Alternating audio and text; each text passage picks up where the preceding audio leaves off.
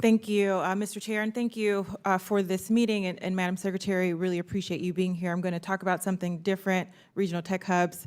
That was a joke. I guess it wasn't funny.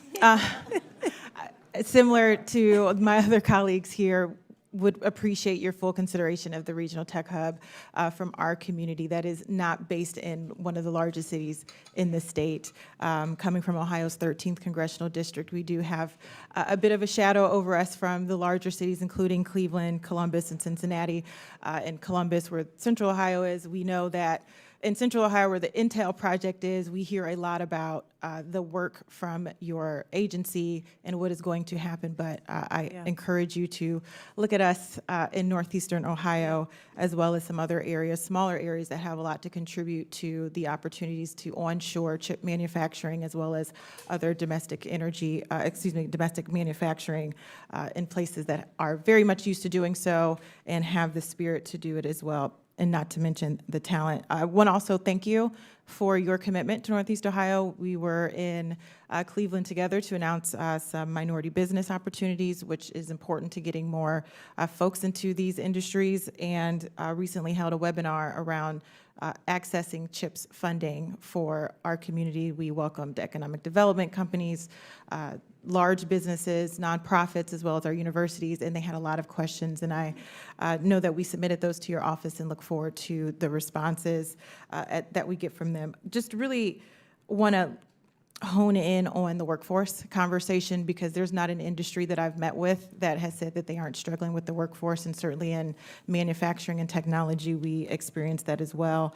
And want to highlight your comment that childcare is not a social issue, it's a business decision. Thank you for that.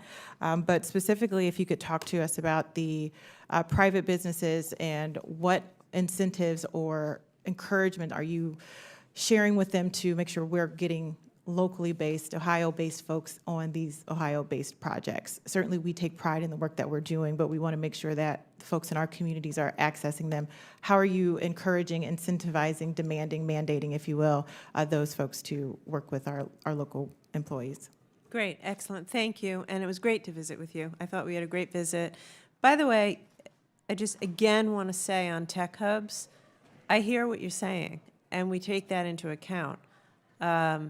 Just because you're in a place that might not be Columbus or might not be, Raleigh, as your colleague said, we're going to take a hard look at the quality of the application, the quality of the technology that's in your community, and make those merit-based decisions.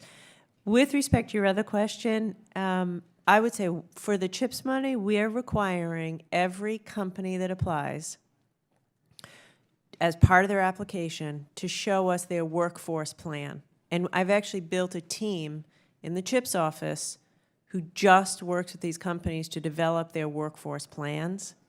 And the reason I'm doing that is because I got to protect taxpayer money. I cannot give all this money to a company and then have them fail because they can't, find the talent they need to run the fab. And the same thing for childcare. You won't find the talent if you can't hire and retain women.